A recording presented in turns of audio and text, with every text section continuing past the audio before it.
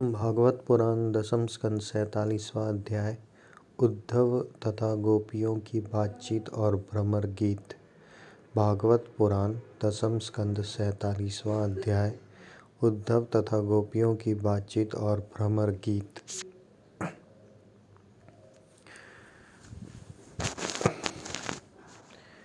श्री सुखदेव जी कहते हैं, परीक्षित, गोपियों ने देखा कि श्री कृष्ण के सेवक उद्धव जी आकृति और वेशभूषा श्री कृष्ण से मिलती जुलती है।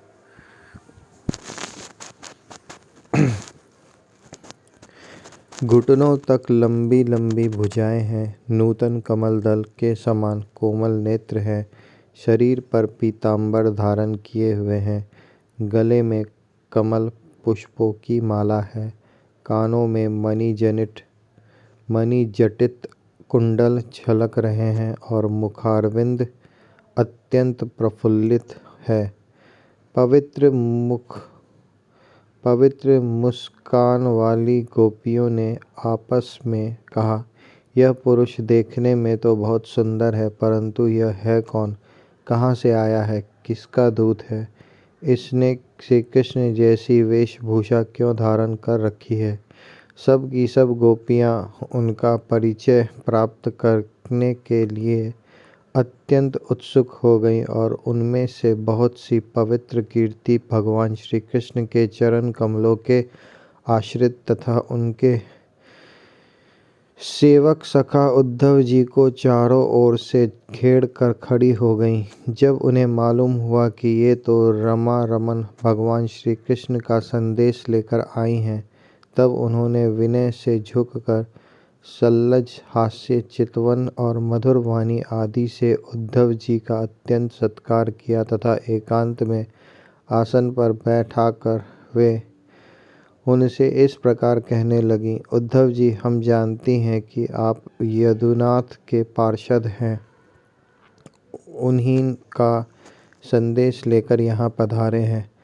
आपके स्वामी ने अपने माता पिता को सुख देने के लिए आपको यहाँ भेजा है, अन्यथा हमें तो अब इस नंदगांव में गौओं के रहने की जगह में उनके स्मरण करने योग्य कोई भी वस्तु दिखाई नहीं पड़ती। अन्यथा हमें तो अब इस नंदगांव में गौओं के रहने की जगह में उनके स्मरण करने योग्य कोई भी वस्तु दिखाई नहीं पड़ती। माता पिता आदि सगे संबंधियों का स्नेह बंधन तो बड़े बड़े ऋषि मुनि भी बड़ी कठिनाई से छोड़ पाते हैं। दूसरों के साथ जो प्रेम संबंध का स्वांग किया जाता है, वह तो किसी न किसी स्वार्थ के लिए ही होता है। भौरों का पुष्पों से और पुष्पों का स्त्रियों से ऐसा ही स्वार्थ का प्रेम संबंध होता है। जब वैश्या समझती है कि अब मेरे यहाँ आने वाले के पास धन नहीं है, तब उसे वह धन धता बता देती है। जब प्रजा देखती है कि यह राजा हमारी रक्षा नहीं कर सकता, तब वह उसका साथ छोड़ देती है। अध्ययन समाप्त हो जाने पर कितने शिष्य अपने आचार्यों की सेवा करते हैं। यज्ञ की दक्षिणा मिली कि ऋत्विज लोग चलते बने। जब वृक्ष पर फल नहीं रहते, तब पक्षीगण वहाँ से बिना कुछ सोचे विचारे उड़ जाते हैं। भोजन कर लेने के बाद अतिथि लोग ही गृहस्थ की ओर कब देखते हैं। वन में आग लगी कि पशु भाग खड़े हुए। चाहे स्त्री के हृदय में कितना भी अनुराग हो, 4 पुरुष अपना काम बना लेने के बाद उलट कर भी तो नहीं देखता। परीक्षित, गोपियों के मन, वाणी और शरीर श्री कृष्ण में ही तल्लीन थे। जब भगवान श्री कृष्ण के दूत बनकर उद्धव जी व्रज में आए, तब वे उनसे इस प्रकार कहते कहते यह भूल ही गईं कि कौन सी बात किस तरह किसके सामने कहनी चाहिए। भगवान श्री कृष्ण ने बचपन से लेकर किशोर अवस्था तक जितनी भी लीलाएं की थी, उन सब की याद कर करके गोपियाँ उनका गान करने लगीं। वे आत्मविस्मृत होकर स्त्री सुलभ लज्जा को भी भूल गईं और फूट फूट कर रोने लगीं। एक गोपियों को उस समय स्मरण हो रहा था भगवान श्री कृष्ण की मिलन की लीला का। उसी समय उसने देखा कि पास ही एक भौड़ा गुनगुना रहा है। उसने ऐसा समझा मानो मुझे रूठी हुई समझकर श्री कृष्ण ने मनाने के लिए दूत भेजा हो। वह गोपी भौरों से इस प्रकार कहने लगी। गोपी ने कहा, अरे मधु, तू कपटी का सखा है, इसलिए तू भी कपटी है। तू हमारे पैरों को मत छू, झूठे प्रणाम करके हमसे अनुनय विनय मत कर। हम देख रही हैं कि श्री कृष्ण की जो वनमाला हमारी सौतों के वक्षस्थल के स्पर्श से मसली हुई है, उसका पीला पीला कड़कुम तेरी मूँछों पर भी लगा हुआ है। तू स्वयं भी तो किसी कुसुम से प्रेम नहीं करता, यहाँ से वहाँ उड़ा करता है। जैसे तेरी स्वामी वैसे ही तू। मधुपति श्री कृष्ण मधुरा की मानिनी नाथिकाओं को मनाया करे, उनका वह कड़कुम रूप कृपा प्रसाद जो यदुवंशियों की सभा में उपहास करने योग्य है, अपने ही पास रखे। उसे तेरे द्वारा यहाँ भेजने की क्या आवश्यकता है। जैसा तू काला है वैसे ही वे भी हैं। तू भी पुष्पों का रस लेकर उड़ जाता है, वैसे ही वे भी निकले। उन्होंने हमें केवल एक बार, हाँ ऐसा ही लगता है, केवल एक बार अपनी तनिक सी मोहिनी और परम मादक अधर सुधा पिलाई थी और फिर हम भोली भाली गोपियों को छोड़कर वे यहाँ से चले गए। पता नहीं सुकुमारी लक्ष्मी उनके चरण कमलों की सेवा कैसे करती रहती है। अवश्य ही वे छैल छबीले श्री कृष्ण की चिकनी चुपड़ी बातों में आ गई होंगी। चित चोर ने उनका भी चित्त चुरा लिया होगा। अरे भ्रमर, हम वनवासिनी हैं, हमारे तो घर द्वार भी नहीं है। तू हम लोगों के सामने यदुवंश शिरोमणि श्री कृष्ण का बहुत सा गुणगान क्यों कर रहा है। यह सब भला हम लोगों को मनाने के लिए ही तो।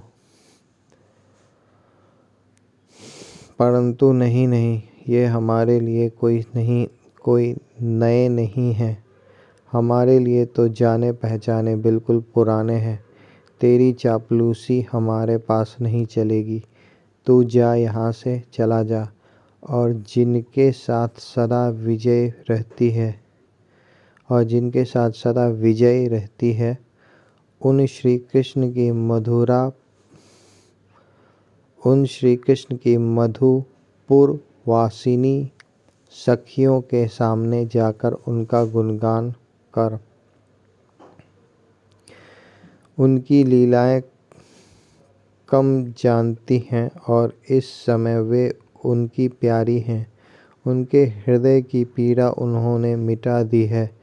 वे तेरी प्रार्थना स्वीकार करेंगी। तेरी चापलूसी से प्रसन्न होकर तुझे मुँह मांगी वस्तु देंगी।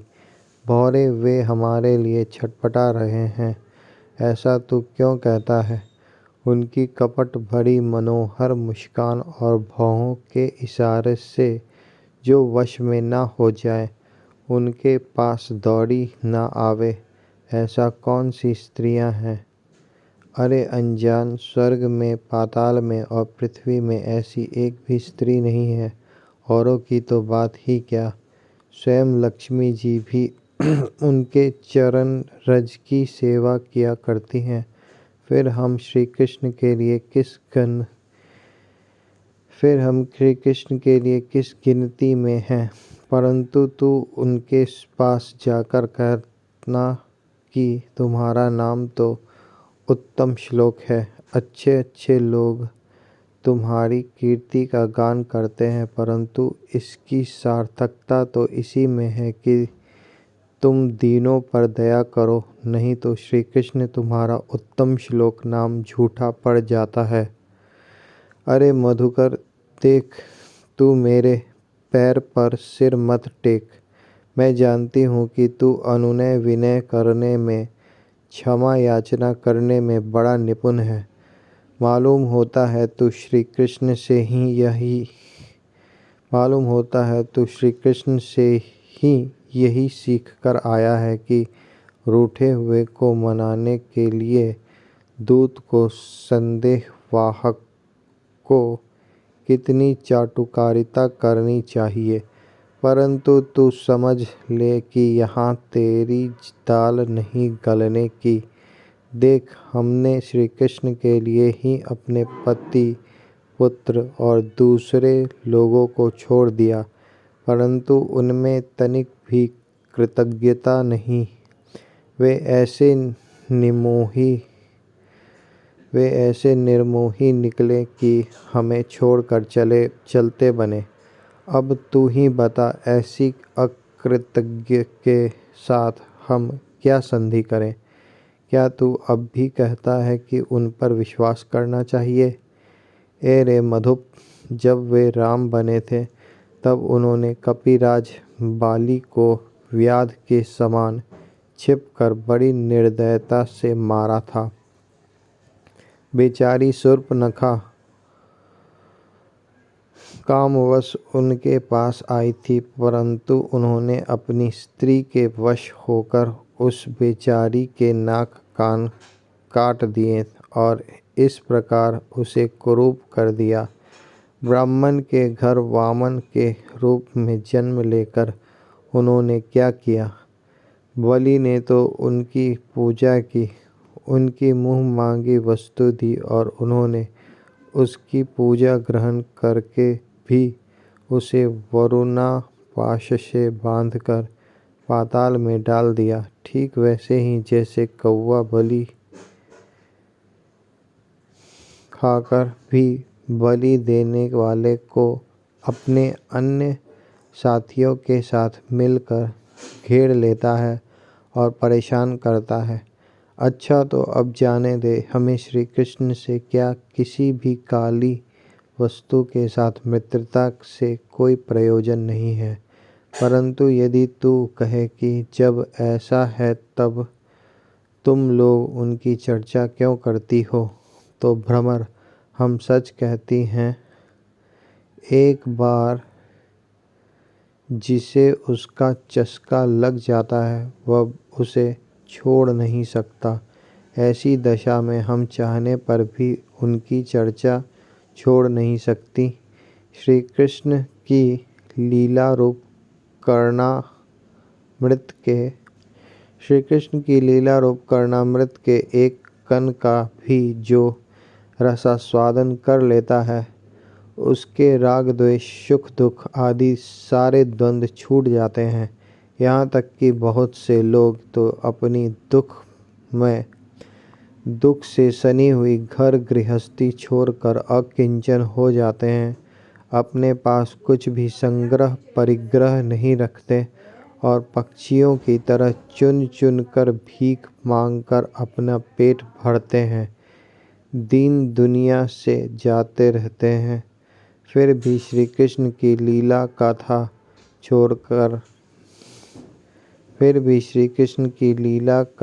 छोड़ नहीं पाते। वास्तव में उसका रस, उसका चस्का ऐसा ही है। यही दशा हमारी हो रही है।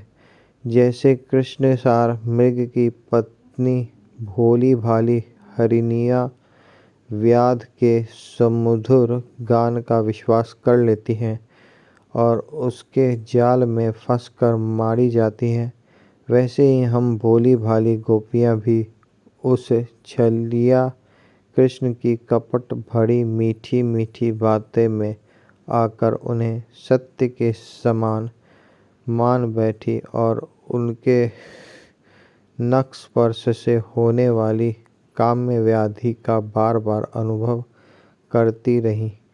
इसलिए श्री कृष्ण के दूत भौरे, अब इस विषय में तू और कुछ मत कह। तुझे कहना ही हो तो कोई दूसरी बात कह। हमारे प्रियतम के प्यारे सखा, जान पड़ता है तुम एक बार उधर जाकर फिर लौट आए हो। अवश्य ही हमारे प्रियतम ने मानने के लिए तुम्हें भेजा होगा। अवश्य ही हमारे प्रियतम ने मनाने के लिए तुझे भेजा होगा। प्रिय भ्रमर, तुम सब प्रकार से हमारे माननीय हो। कहो, तुम्हारी क्या इच्छा है? हमसे जो चाहो सो मांग लो। अच्छा, तुम सच बताओ, क्या हमें वहाँ ले चलना चाहते हो? अजी, उनके पास जाकर लौटना बड़ा कठिन है। हम तो उनके पास जा चुके हैं, परंतु तुम हमें वहाँ ले जाकर करोगे क्या? प्यारे भ्रमर, उनके साथ उनके वक्षस्थल पर तो उनकी प्यारी पत्नी लक्ष्मी जी सदा रहती है ना। तब वहाँ हमारा निर्वाह कैसे होगा? अच्छा, हमारे प्रियतम के प्यारे दूत मधुकर, हमें यह बतलाओ कि आर्यपुत्र भगवान श्री कृष्ण गुरुकुल से लौटकर मधुपुरी में अब सुख से तो है ना? क्या वे कभी नंद बाबा, यशोदा रानी, यहाँ के घर सगे संबंधी और ग्वाल वालों की भी याद करते हैं? और क्या हम दासियों की भी कोई बात कभी चलाते हैं? प्यारे भ्रमर, हमें यह भी बतलाओ कि कभी वे अपनी अगर के समान दिव्य सुगंध से युक्त भुजा हमारे सिरों पर रखेंगे? क्या हमारे जीवन में कभी ऐसा शुभ अवसर भी आएगा? श्री सुखदेव जी कहते हैं, परीक्षित, गोपियाँ भगवान श्री कृष्ण के दर्शन के लिए अत्यंत उत्सुक ललायित हो रही थीं, उनके लिए तड़प रही थीं। उनकी बातें सुनकर उद्धव जी ने उन्हें उनका प्रियतम का संदेश सुनाकर सांत्वना देते हुए इस प्रकार कहा। उद्धव जी ने कहा, अहो गोपियों, तुम कृतकृत्य हो, तुम्हारा जीवन सफल है। देवियों, तुम सारे संसार के लिए पूजनीय हो, क्योंकि तुम लोगों ने इस प्रकार भगवान श्री कृष्ण को अपना हृदय, अपना सर्वस्व समर्पित कर दिया है। दान, व्रत, तप, होम, जप, वेदाध्ययन, ध्यान, धारणा, समाधि और कल्याण के अन्य विविध साधनों के द्वारा भगवान की भक्ति प्राप्त हो, यही प्रयत्न किया जाता है। यह बड़े सौभाग्य की बात है कि तुम लोगों ने पवित्र कीर्ति भगवान श्री कृष्ण के प्रति वही सर्वोत्तम प्रेम भक्ति प्राप्त की है और उसी का आदर्श स्थापित किया है, जो बड़े बड़े ऋषि मुनियों के लिए भी अत्यंत दुर्लभ है। सचमुच यह कितने सौभाग्य की बात है कि तुमने अपने पुत्र, पति, देह, स्वजन और घरों को छोड़कर पुरुषोत्तम भगवान श्री कृष्ण को, जो सबके परम पति हैं, पति के रूप में वरण किया है। महाभाग्यवती गोपियों, भगवान श्री कृष्ण के वियोग से तुमने उन इंद्रियातीत परमात्मा के प्रति वह भाव प्राप्त कर लिया है जो सभी वस्तुओं के रूप में उनका दर्शन कराता है। तुम लोगों का वह भाव मेरे सामने भी प्रकट हुआ। यह मेरे ऊपर तुम देवियों की बड़ी ही दया है। मैं अपने स्वामी का गुप्त काम करने वाला दूत हूँ। तुम्हारे प्रियतम भगवान श्री कृष्ण ने तुम लोगों को परम सुख देने के लिए यह प्रिय संदेश भेजा है। कल्याणियों, वही लेकर मैं तुम लोगों के पास आया हूँ, अब उसे सुनो। भगवान श्री कृष्ण ने कहा है, मैं सबका उपादान कारण होने से सबका आत्मा हूँ, सब में अनुगत हूँ, इसलिए मुझसे कभी भी तुम्हारा वियोग नहीं हो सकता। जैसे संसार के सभी भौतिक पदार्थों में आकाश, वायु, अग्नि, जल और पृथ्वी, ये पांचों भूत व्याप्त हैं, इन्हीं से सब वस्तुएं बनी हैं और यही उन वस्तुओं के रूप में हैं, वैसे ही मैं मन, प्राण, पंचभूत, इंद्रिय और उनके विषयों का आश्रय हूँ। वे मुझ में हैं, मैं उनमें हूँ और सच पूछो तो मैं ही उनके रूप में प्रकट हो रहा हूँ। मैं ही अपनी माया के द्वारा भूत, इंद्रिय और उनके विषयों के रूप में होकर उनका आश्रय बन जाता हूँ तथा स्वयं निमित्त भी बनकर अपने आप को ही रचता हूँ, पालता हूँ और समेट लेता हूँ। आत्मा माया और माया के कार्यों से पृथक है। वह विशुद्ध ज्ञान स्वरूप जड़ प्रकृति, अनेक जीव तथा अपने ही अवान्तर भेदों से रहित सर्वथा शुद्ध है। कोई भी गुण उसका स्पर्श नहीं कर पाते।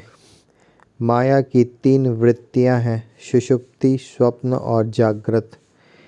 इनके द्वारा वही अखंड अनंत बोध स्वरूप आत्मा कभी प्राज्ञ तो कभी तेजस और कभी विश्व रूप से प्रतीत होता है। मनुष्य को चाहिए कि वह समझे कि स्वप्न में दिखने वाले पदार्थों के समान ही जागृत अवस्था में इंद्रियों के विषय भी प्रतीत हो रहे हैं, वे भी मिथ्या हैं। इसलिए उन विषयों का चिंतन करने वाले मन और इंद्रियों को रोक ले और मानो सोकर उठा हो। इस प्रकार जगत के स्वाप्रिक विषयों को त्याग कर मेरा साक्षात्कार करे। जिस प्रकार सभी नदियाँ घूम फिर कर समुद्र में ही पहुँचती हैं, उसी प्रकार मनस्वी पुरुषों का वेदाभ्यास योग साधन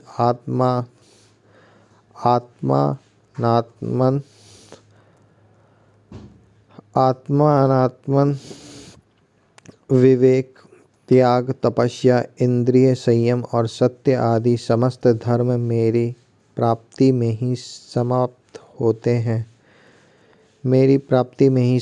होते हैं। सबका सच्चा फल है मेरा साक्षात्कार, क्योंकि वे सब मन को निरुद्ध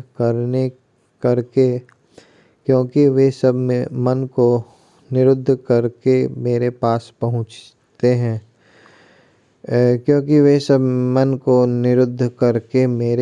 पहुँचते हैं। गोपियाँ इसमें संदेह नहीं कि मैं तुम्हारे नैनों का ध्रुव तारा हूँ, तुम्हारा जीवन सर्वस्व हूँ, किंतु मैं जो तुमसे इतना दूर रहता हूँ उसका कारण है वह यही कि तुम निरंतर मेरा ध्यान करो। शरीर से दूर रहने पर भी मन से तुम मेरी सन्निधि का अनुभव करो, अपना मन मेरे पास रखो, क्योंकि स्त्रियों और अन्यान्य प्रेमियों का चित्त अपने परदेशी प्रियतम में जितना निश्चल भाव से लगा रहता है, उतना आँखों के सामने पास रहने वाले प्रियतम में नहीं लगता। क्योंकि स्त्रियों और अन्यान्य प्रेमियों का चित्त अपने परदेशी प्रियतम में जितना निश्चल भाव से लगा रहता है, उतना आँखों के सामने पास रहने वाले प्रियतम में नहीं लगता। अशेष वृत्तियों से रहित संपूर्ण मन मुझ में लगाकर जब तुम लोग मेरा अनुस्मरण करोगी तब शीघ्र ही सदा के लिए मुझे प्राप्त हो जाओगी। कल्याणियों, जिस समय मैंने वृंदावन में शारदीय पूर्णिमा की रात्रि रास क्रीड़ा की थी, उस समय जो गोपियाँ स्वजनों के रोक लेने से व्रज में ही रह गईं, मेरे साथ रास विहार में सम्मिलित न हो सकी, वे मेरी लीलाओं का स्मरण करने से ही मुझे प्राप्त हो गई थीं। तुम्हें भी मैं मिलूँगा अवश्य, निराश होने की कोई बात नहीं है। श्री सुखदेव जी कहते हैं, परीक्षित अपने प्रियतम श्री कृष्ण का यह संदेश सुनकर गोपियों को बड़ा आनंद हुआ। उनके संदेश से उन्हें श्री कृष्ण के स्वरूप और एक एक लीला की याद आने लगी। प्रेम से भरकर उन्होंने उद्धव जी से कहा। गोपियों ने कहा, उद्धव जी, यह बड़े सौभाग्य और आनंद की बात है कि यदुवंशियों को सताने वाला पापी कंस अपने अनुयायियों के साथ मारा गया। यह भी कम आनंद की बात नहीं है कि श्री कृष्ण के बंधु बांधव और गुरुजनों के सारे मनोरथ पूर्ण हो गए तथा अब हमारे प्यारे श्याम सुंदर उनके साथ सकुशल निवास कर रहे हैं। किंतु उद्धव जी, एक बात आप हमें बतलाइए, जिस प्रकार हम अपनी प्रेम भरी लजीली मुस्कान और उन्मुक्त चितवन से उनकी पूजा करती थीं और वे भी हमसे प्यार करते थे, उसी प्रकार मथुरा की स्त्रियों से भी वे प्रेम करते हैं या नहीं। तब तक दूसरी गोपी बोल उठी, अरे सखी, हमारे प्यारे श्याम सुंदर तो प्रेम की मोहिनी कला के विशेषज्ञ हैं। सभी श्रेष्ठ स्त्रियां उनसे प्यार करती हैं, फिर भला जब नगर की स्त्रियां उनसे मीठी मीठी बातें करेंगी और हाव भाव से उनकी ओर देखेंगी, तब वे उन पर क्यों ना रिंझेंगे। दूसरी गोपियां बोली, साधो, आप यह तो बतलाइए कि जब कभी नागरी नारियों की मंडली में कोई बात चलती है और हमारे प्यारे स्वच्छंद रूप से बिना किसी संकोच के जब प्रेम की बातें करने लगते हैं, तब क्या कभी प्रसंगवश हम गंवार ग्वालिनियों की भी याद करते हैं। कुछ गोपियों ने कहा, उद्धव जी, क्या कभी श्री कृष्ण उन रात्रियों का स्मरण करेंगे? क्या कभी श्री कृष्ण उन रात्रियों का स्मरण करते हैं जब कुमुदिनी तथा कुंद के पुष्प खिले हुए थे, चारों ओर चांदनी छिटक रही थी और वृंदावन अत्यंत रमणीय हो रहा था।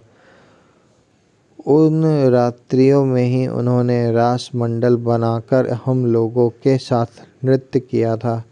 कितनी सुंदर थी वह रास लीला। उस समय हम लोगों के पैरों के नुपुर रुंझुन रुंझुन बज रहे थे। हम सब सखियां उन्हीं की सुंदर सुंदर लीलाओं का गान कर रही थीं और वे हमारे साथ नाना प्रकार के विहार कर रहे थे। कुछ दूसरी गोपियां बोल उठी, उद्धव जी, हम सब तो उन्हीं के विरह की आग से जल रही हैं। देवराज इंद्र जैसे जल बरसाकर वन को हरा भरा कर देते हैं, उसी प्रकार क्या कभी श्री कृष्ण भी अपने कर स्पर्श आदि से हमें जीवन दान देने के लिए यहाँ आवेंगे। तब तक एक गोपी ने कहा, अरे सखी, अब तो उन्होंने शत्रुओं को मारकर राज्य पा लिया है। जिसे देखो वही उनका सुहृद बना फिरता है।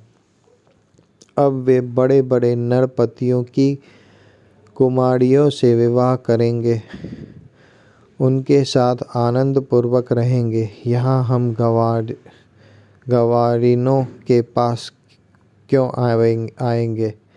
दूसरी गोपियों ने कहा, नहीं सखी, महात्मा श्री कृष्ण तो स्वयं लक्ष्मीपति हैं। उनकी सारी कामनाएं पूर्ण ही हैं, वे कृतकृत्य हैं। हम वनवासिनी ग्वालिनों अथवा दूसरी राजकुमारियों से उनका कोई प्रयोजन नहीं है। हम लोगों के बिना उनका कौन सा काम अटक रहा है। देखो, वैश्या होने पर भी पिंगला ने क्या ही ठीक कहा है, संसार में किसी की आशा न रखना ही सबसे बड़ा सुख है। यह बात हम जानती हैं, फिर भी हम भगवान श्री कृष्ण के लौटने की आशा छोड़ने में असमर्थ हैं। उनके शुभागमन की आशा ही तो हमारा जीवन है। हमारे प्यारे श्याम सुंदर ने जिनकी कीर्ति का गान बड़े बड़े महात्मा करते रहते हैं, हमसे एकांत में जो मीठी मीठी प्रेम की बातें की है, उन्हें छोड़ने का, भुलाने का उत्साह भी हम कैसे कर सकती हैं। देखो तो, उनकी इच्छा न होने पर भी स्वयं लक्ष्मी जी उनके चरणों से लिपटी रहती हैं। एक क्षण के लिए भी उनका अंग संग छोड़कर कहीं नहीं जाती। उद्धव जी, यह वही नदी है जिसमें वे विहार करते थे। यह वही पर्वत है जिसके शिखर पर चढ़कर वे बांसुरी बजाते थे। ये वे ही वन हैं जिनमें वे रात्रि के समय रासलीला करते थे, और ये वे ही गौएं हैं जिनको चराने के लिए वे सुबह शाम हम लोगों को देखते हुए जाते आते थे। और यह ठीक वैसे ही वंशी का तान हमारे कानों में गूंजती रहती है, जैसे वे अपने अधरों के संयोग से छेड़ा करते थे। बलराम जी के साथ श्री कृष्ण ने इन सभी का सेवन किया है। यहाँ का एक एक प्रदेश, एक एक धूलि कण उनके परम सुंदर चरण कमलों से चिन्हित है।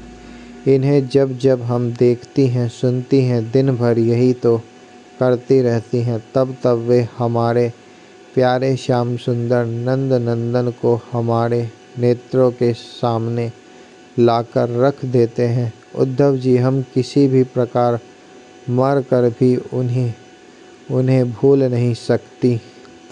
उनकी वह हंसी की सी सुंदर चाल, उन्मुक्त हास्य, विलासपूर्ण चितवन और मधुमयी वाणी, आह, उन सब ने हमारा चित्त चुरा लिया है। हमारा मन हमारे वश में नहीं है।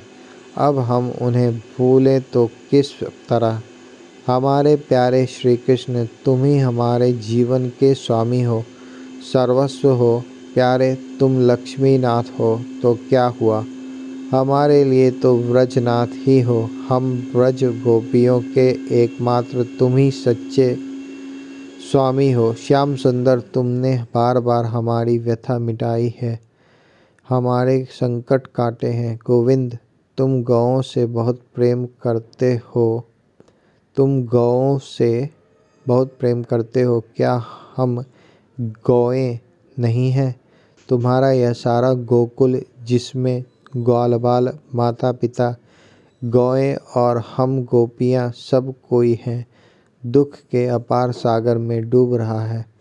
तुम इसे बचाओ, आओ हमारी रक्षा करो। श्री सुखदेव जी कहते हैं, प्रिय परीक्षित, भगवान श्री कृष्ण का प्रिय संदेश सुनकर गोपियों के विरह की व्यथा शांत हो गई थी।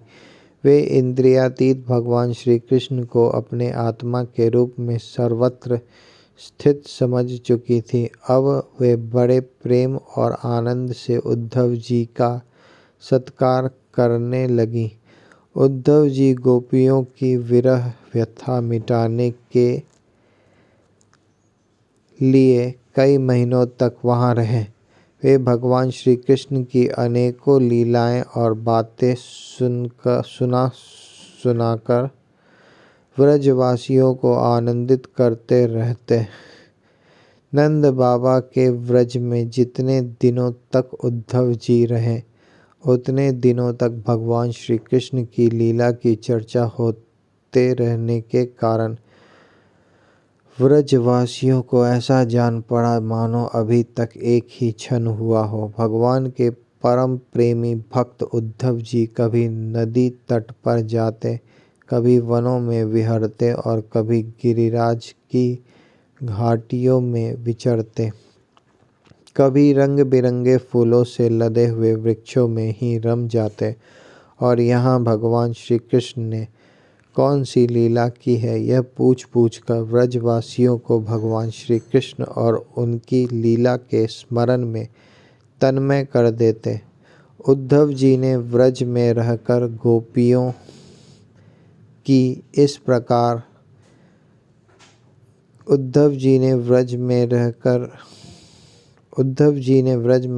गोपियों की इस प्रकार की प्रेम विकलता तथा और भी बहुत सी प्रेम चेष्टाएं देखी।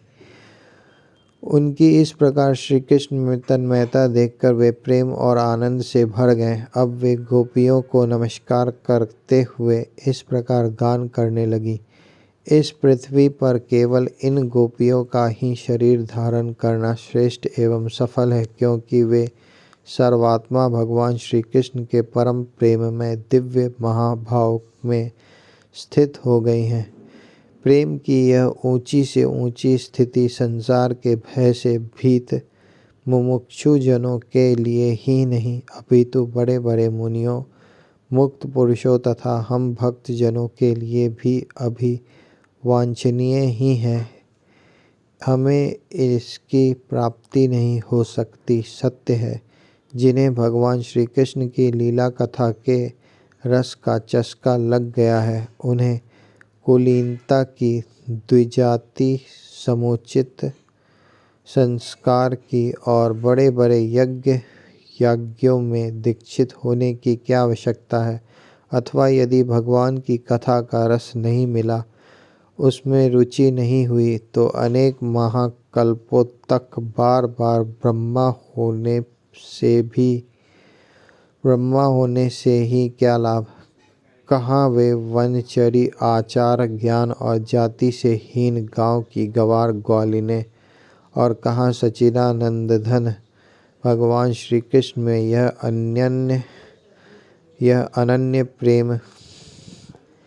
अनन्य परम प्रेम। अहो धन्य है, धन्य है। इससे सिद्ध होता है कि कोई भगवान के स्वरूप और रहस्य को न जानकर भी उनसे प्रेम करे, उनका भजन करे, तो वे स्वयं अपनी शक्ति से, अपनी कृपा से उसका परम कल्याण कर देते हैं। ठीक वैसे ही जैसे कोई अनजाने में भी अमृत पी ले तो वह अपनी वस्तु शक्ति से ही पीने वाले को अमर बना देता है। भगवान श्री कृष्ण ने रासोत्सव के समय इन व्रजांगनाओं के गले में बाँह डाल डालकर इनके मनोरथ पूर्ण किए। इन्हें भगवान ने जिस कृपा प्रसाद का वितरण किया, इन्हें जैसा प्रेम दान किया, वैसा भगवान की परम प्रेमवती नित्य संगिनी वक्षस्थल पर विराजमान लक्ष्मी जी को भी नहीं प्राप्त हुआ। कमल की सी सुगंध और कांति से युक्त देवांगनाओं को भी नहीं मिला। फिर दूसरी स्त्रियों की तो बात ही क्या है।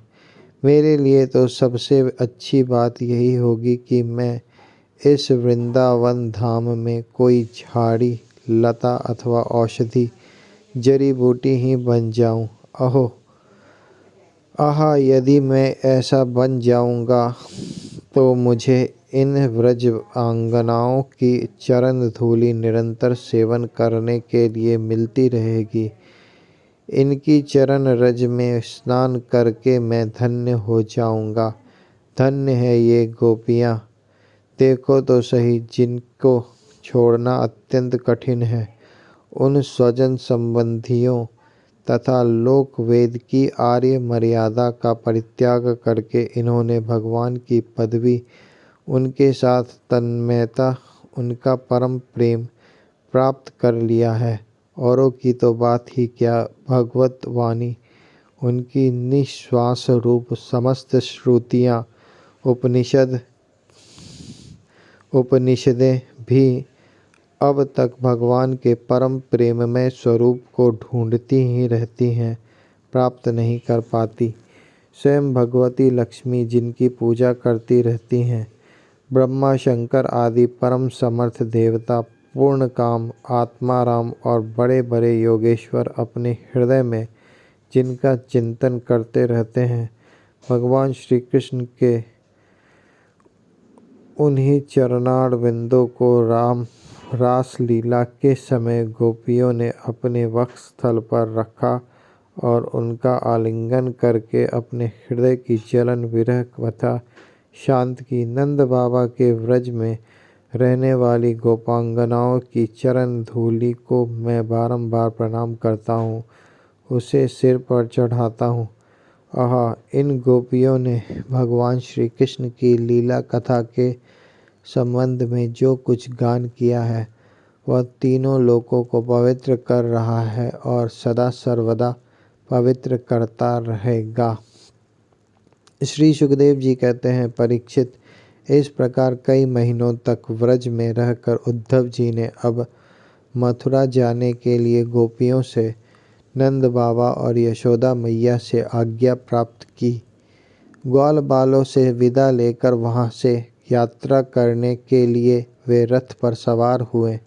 जब उनका रथ व्रज से बाहर निकला, तब नंद बाबा आदि गोपगण बहुत सी भेंट की सामग्री लेकर उनके पास आए और आँख में आंसू भरकर उन्होंने बड़े प्रेम से कहा, उद्धव जी, अब हम यही चाहते हैं कि हमारे मन की एक एक वृत्ति, एक एक संकल्प श्री कृष्ण के चरण कमलों के ही आश्रित रहे, उन्हीं की सेवा के लिए उठे और उन्हीं में लगी भी रहे। हमारी वाणी नित्य निरंतर उन्हीं की नामों का उच्चारण करती रहे और शरीर उन्हीं को प्रणाम करके उन्हीं की आज्ञा पालन और सेवा में लगा रहे। उद्धव जी, हम सच कहते हैं, हमें मोक्ष की इच्छा बिल्कुल नहीं है। हम भगवान की इच्छा से अपने कर्मों के अनुसार चाहे जिस योनि में जन्म लें, वहाँ शुभ आचरण करें, दान करें और उसका फल यही पावे कि हमारे अपने ईश्वर श्री कृष्ण में हमारी प्राप्ति उत्तरोत्तर बढ़ती रहे। प्रिय परीक्षित, नंद बाबा आदि गोपों ने इस प्रकार श्री कृष्ण भक्ति के द्वारा उद्धव जी का सम्मान किया। अब वे भगवान श्री कृष्ण के